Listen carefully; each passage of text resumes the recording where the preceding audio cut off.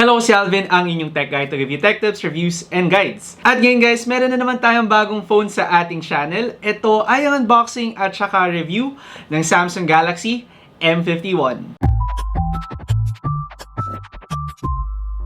As always guys, simulan muna natin syempre sa box ng ating phone. Ayan, makikita natin ang typical na white box ng Samsung at kapag tinanggal natin ang cover, wait lang. Teka, bagong setup tayo guys. Bagong unboxing din. Diretso agad tayo sa laman ng box natin guys. Syempre nandyan ang ating unit na Samsung Galaxy M51. Tapos ang laman din nito ay ang ating compartment kung nasa ng SIM ejector tool at saka ang ating mga documents. Aside pa dyan guys ay ang ating earphones, charging cable at saka ang 25-watt charger natin. Kung mapapansin nyo guys, inote lang natin na wala tayong kasamang jelly case sa ating box at saka wala tayong pre-attached na screen protector sa ating Samsung Galaxy M51. Kaya add to cart na guys sa Lazada o kaya sa Shopee bago nyo pa talaga makuha ang unit ninyo. Pagtanggal guys sa plastic, ang una kagad na naisip ko ay very identical ang size at saka feel ng phone na to mula sa ating Samsung Galaxy A71. Mas makapal lang siya at saka mas mabigat ng konti. Pero okay lang yun. Kasi bumawi ang M51 guys sa battery kung saan naggagalaiting 7,000 mAh battery ang binibigay sa atin ito. Kung kaya't hindi ako magrereklamo kung mas makapal to ng konti sa Galaxy A71. Comparing the battery guys, 4,500 versus 7,000, medyo madaling comparison to. Sa screen of course guys, dahil Samsung Galaxy phone ang pinag-uusapan natin, syempre hindi magpapakabog ang Super AMOLED display natin. Kung mahilig kayong manood ng mga colorful K-pop videos, manood sa Netflix, o kaya kung gusto nyo panoorin ng mga video ko, hindi kayo madidisappoint syempre sa screen ng ating Samsung Galaxy M51. Syempre, very vibrant ang colors na nakukuha natin at maganda ang contrast natin dahil yun nga, Super AMOLED display ang Samsung Galaxy M51. Sad lang guys na kahit Super AMOLED display ang nakukuha natin sa phone nito ay hindi tayo nakakuha ng under-screen fingerprint sensor mula sa ating M51. Pero at least ang fingerprint sensor natin guys ay nakalagay dito sa gilid kesa sa likod. Mas convenient yung placement na ganito para sa akin guys. Pero kayo, ano bang mas gusto nyo? Testing guys sa fingerprint sensor natin mula sa M51, mabilis ang ating reaction time. Yun nga lang, di siya ganun ka-consistent. Parang yung kalandian mo ngayon lockdown. Pero okay lang yun guys dahil kung hindi ka pa naka-let go, hindi din nag-let go ang M51 para sa'yo.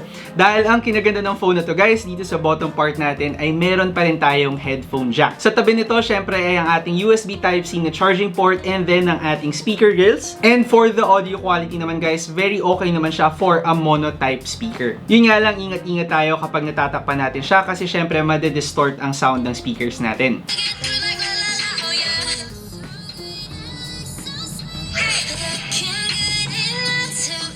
Ngayon, dito naman sa left side ng ating phone guys, nandyan ang ating SIM card tray. And if ever na hindi pa enough ang memory ng Samsung Galaxy M51 para sa inyo, fortunately, meron tayong dedicated slot para i-expand pa ang memory nito. For the camera naman guys, paglipat natin dito sa likod ng ating phone, syempre nandyan ang ating quad camera setup na again, kung nakakita nga kayo ng Samsung Galaxy A71, sobrang similar ng itsura niya dito. Actually guys, sa specs guys, parehong-pareho sila. So pagdating sa performance guys, we can expect na makukuha natin ng extraordinary performance na nakuha natin mula sa A71 papunta dito sa M51. At syempre, tinest natin yan guys at ito ang mga sample photos na nakuha natin para dito sa phone na to.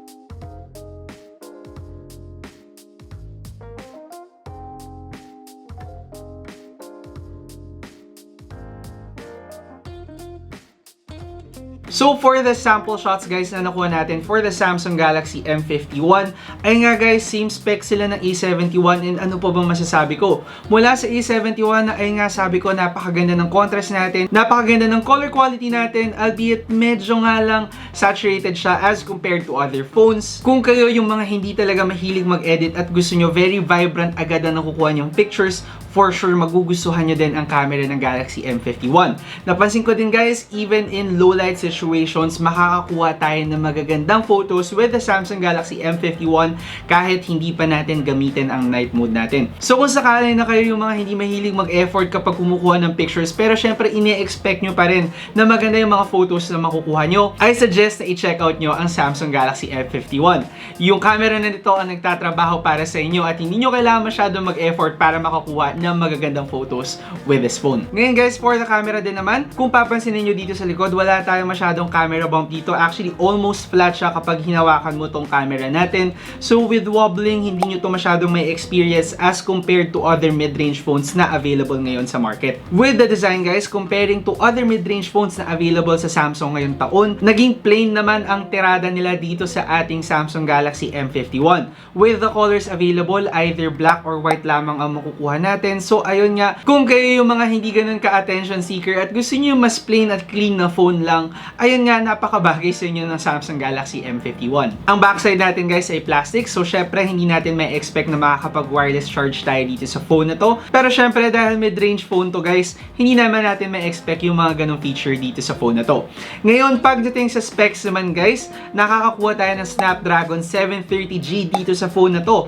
And then for the memory, yan ay naka 8GB of RAM and then 128GB of internal storage. So katulad nga ng sinabi ko kanina guys, expandable ang ating memory, so if ever nakulangin kayo dun sa napakalaki na 128GB storage, eh meron pa rin naman tayong room for expansion. Ngayon, testing out this phone guys for gaming. Syempre, sa panahon ngayon gusto natin ma-entertain din tayo. Chinek out ko ang performance ng ating Samsung Galaxy M51.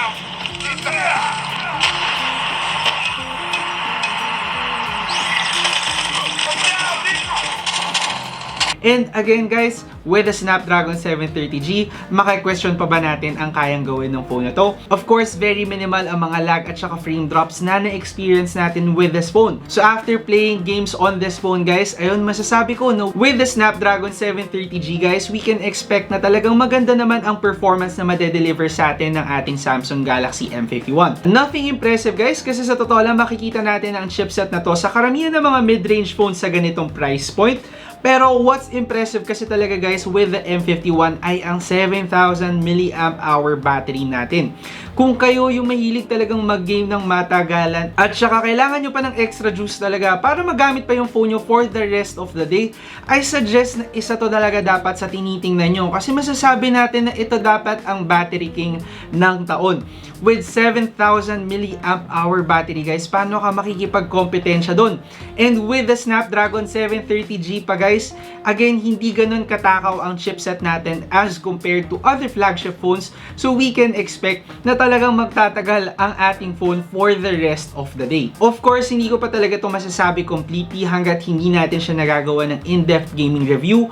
So, if ever magka-time tayo, gagawa natin syempre ng in-depth gaming review ang phone na to. For now guys, with the camera and gaming performance, masasabi ko na para sa presyo ng ating Samsung Galaxy M51 ay matakot ang ibang brands dyan.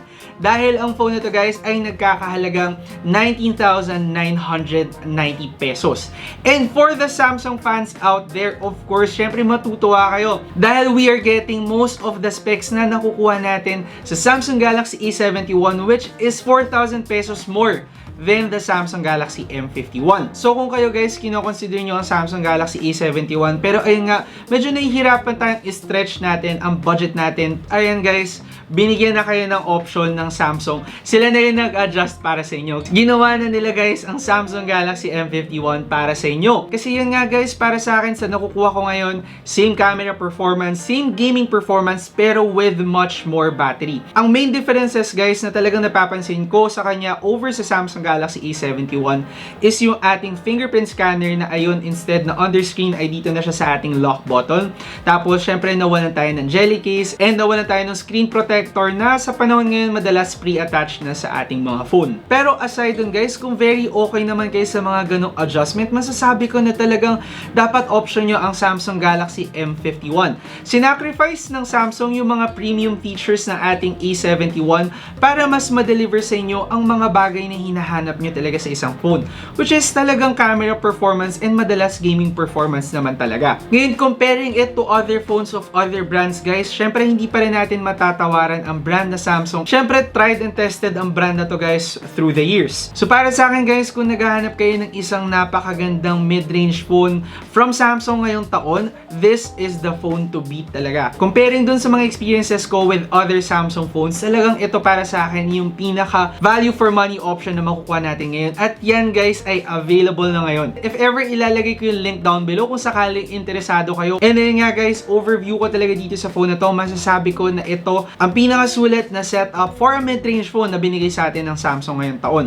Nagustuhan ko yung Super AMOLED display. Nagustuhan ko syempre yung tumataginting na 7,000 mAh battery natin. And of course, yung camera at saka gaming performance natin dito sa phone na to. So para sa mga Samsung fans dyan na hindi pa rin talaga makadecide sa kung ano ang kukunin nila, eto na guys, Samsung na ang nag-adjust para sa inyo. Anyway, ayun na guys ang masasabi ko. Sorry baka mamaya na oversell ko yung M51, pero ayun nga, personally nagustuhan ko yung pinaka-setup natin sa phone na to. At yun nga, I'm sure ma-appreciate yan ng mga nag-check ng mga Samsung fans ngayon.